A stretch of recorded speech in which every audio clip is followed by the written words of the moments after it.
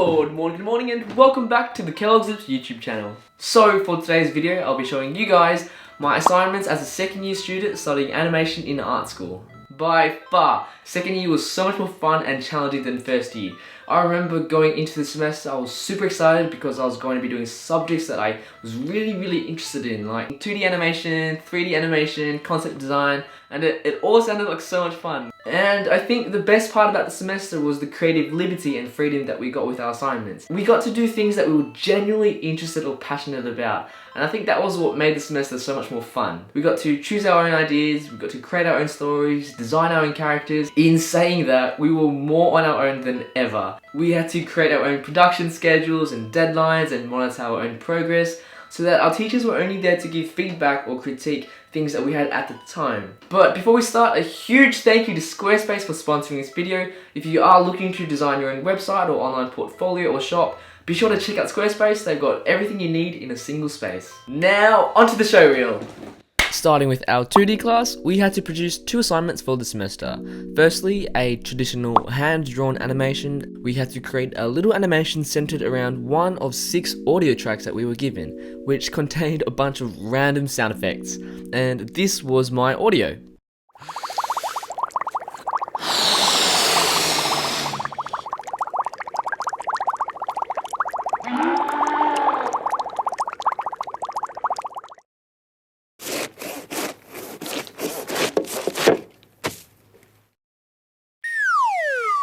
From this, I straight away imagined a bubbling spa, and the rest just followed through. Why not have a guy in a sauna, chilling out, a little too much that he burps and gets taken down by a bunch of mischievous elves. It all sounded like fun and games, and we were all really excited about doing our first traditional 2D animations. What could go wrong? Literally everything. Firstly, hand drawing 500 frames on your own in a span of a couple of weeks while doing other assignments is crazy. Secondly, I was stupid enough to decide that at no point in my animation I wanted anything to be static. Thirdly, of course, as an art student, I left things to the very last minute, so I ended up making those 500 frames in about 2 to 3 days of sleepless nights. It was a painful assignment, but definitely rewarding and worthwhile by the end of it. The second assignment we did was our 2D digital assignment. For this one we focused on lip syncing, so our task was to animate a monologue of some sort. At the time I was still working in retail, and I thought it would be funny to do an animation about a stubborn, "Can I speak to your manager?" kind of person, that customer. If you've worked in retail, you'll know exactly what I mean. We had to do some early production concept sketches of our characters, and I decided on having an interaction between Sharon, or Shaz, customer, and a timid, soft-spoken boy named Tom. When it comes to designing characters, I try to think about the character's traits and incorporate them into the shape language of the character design itself. For example, Sharon is stubborn and impatient, so I tried to incorporate more of an angular shape language in her hair and her head shape, etc. Of course, being an Aussie, Shaz is equipped with her classic habbies, or habbianas, and for Tom, he's gentle and timid, so his shape language is more curved and round and elongated and almost droopy. I did face a couple of challenges throughout and had to do some redrafts of the animation. We learnt about something called center of camera syndrome, which is the natural tendency for people to compose their shots with the character centered or inside profile. Visually speaking, this is by far less interesting and is very common to do so. I ended up having to recompose some of my shots and tackle this, and it definitely paid off. Ooh.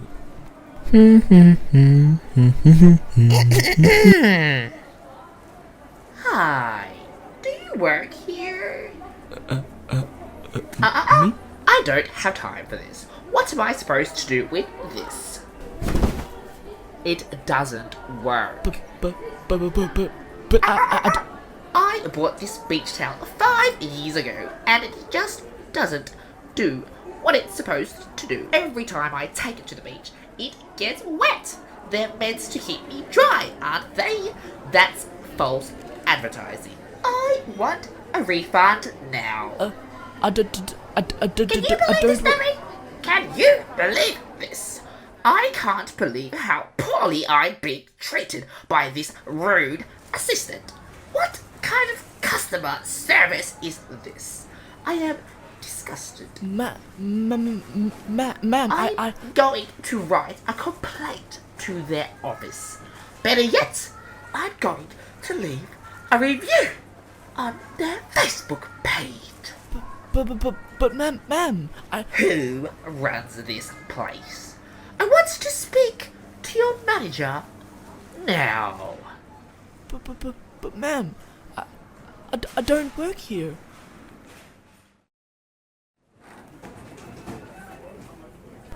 Bye! And yes, Sharon is voiced by me. I was recording the audio at 4 a.m. and I had to pinch my nose and speak really weirdly to get Sharon's voice sounding like this. And at one point in the recording, my mum walked into the room and just stared at me. And silently, without saying anything, she backed away from the room slowly, not questioning the weird sounds and weird voices coming around at 4 a.m. And then I had my 3D class, and I was really excited about this class because it was the first class that was going to be dedicated purely to 3D animation. We were going to finally learn how to model, how to rig, texture, and animate not only an environment, but a character, our own character. We were learning how to use Maya, and that was basically an entire new program for us as well. It sounded like lots of fun, but little did we know what we were in for. Retrospectively, many tears were shed and lots of sleepless nights. Our task was to recreate an environment of a 3D film of our choosing, and in that setting or scene, we had to create an original character which we imagined could fit in that setting. I decided on recreating Carl and Ellie's house from Up because it's one of my favourite films ever. Starting out with modelling, we had to create drawings of the scene that we would go on to 3D model and texture in Maya.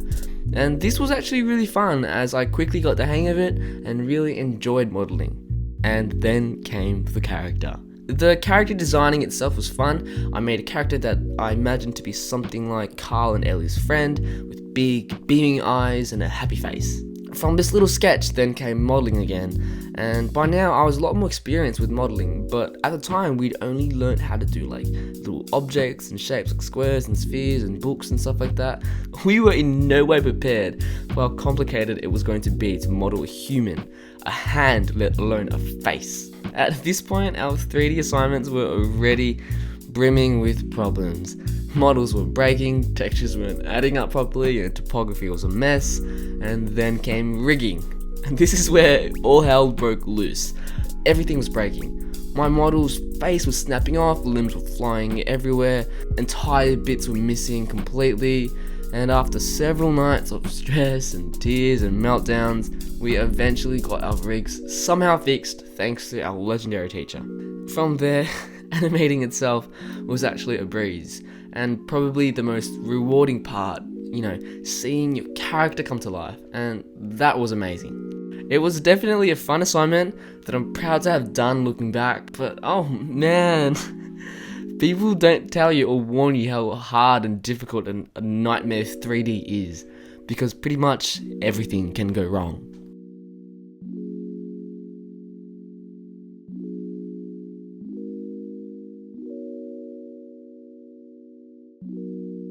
The last class I had for the semester was Concept World or Concept Design, and this was our only group assignment for the year, and thank God I was put with two of the coolest and most patient people possible, Anna and Lainey.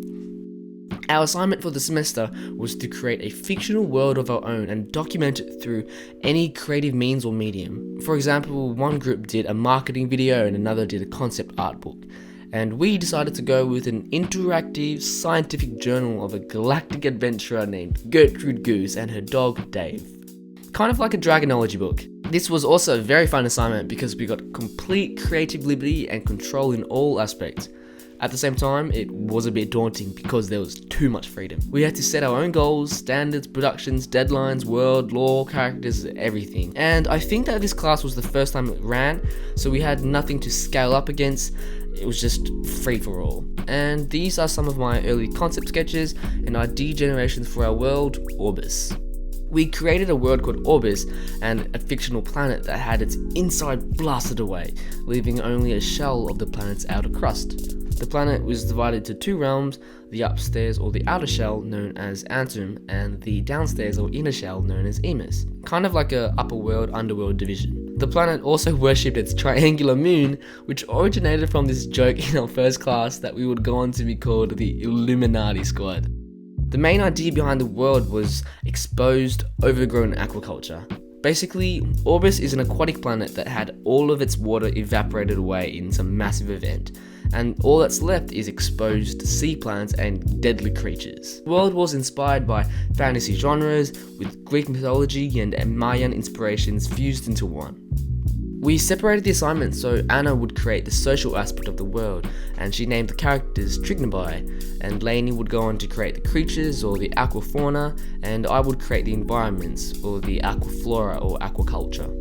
I personally had a lot of fun creating the environments because I was doing something that was out of my comfort zone, and I got to challenge myself doing so. A lot of my inspiration came from plants in the sea that you can find in our real world, but infusing magical elements into them, kind of like how Blizzard does it to their environments. But I found it hard to incorporate more of my actual art style into these designs because it was so different, and we kind of had to make our styles match and align so that they weren't too different. One thing that we struggled with was incorporating our own art styles into our designs because our designs had to kind of look cohesive. Our world couldn't look too different in terms of the people and the environments and the animals. That was something that we struggled with early on, but by the end of it, we found something that worked. This also applied to the parts that we wanted to actually animate, like our Polaroids. So we decided on making these animated parts very minimal with small bits of movement. Luckily, I was able to do a few designs where I got to spend a bit more of my time on them and really show more of my art style, like this giant fishing village, Ulim, and the desert valley region I called Aitavalis, or the underground region in Emus. There's a lot to show you because we did so much work for this assignment. I think there's over like 50 pages or something, it's something crazy, but I put a link to the interactive book PDF if you wanted to actually have a look through it all. You can actually follow Gertrude's journey and look at the things that she saw and our designs and what she found and, the lore behind the world. It's pretty cool. We actually had a lot of fun looking back at it. And that was our last and final assessment for the semester. It was definitely fun and very challenging, but it highlighted what I liked and didn't like in the broad field of film and animation. Once again, a massive thank you to Squarespace for kindly sponsoring today's episode. If you want to try your hand at designing your very own website, head on over to www.squarespace.com/kelogsloops and you can start your free trial today or receive a 10% discount from your first purchase or domain. If you're like me and you know absolutely nothing about website design or even how to get started, it is an awesome place to set up your site because it's super easy, beginner friendly with everything you need to get started. And that brings us to the end of today's episode. I hope you guys enjoyed this video and got some insight into what to expect studying animation in art school, and I hope you guys are having an awesome day and I'll see you soon.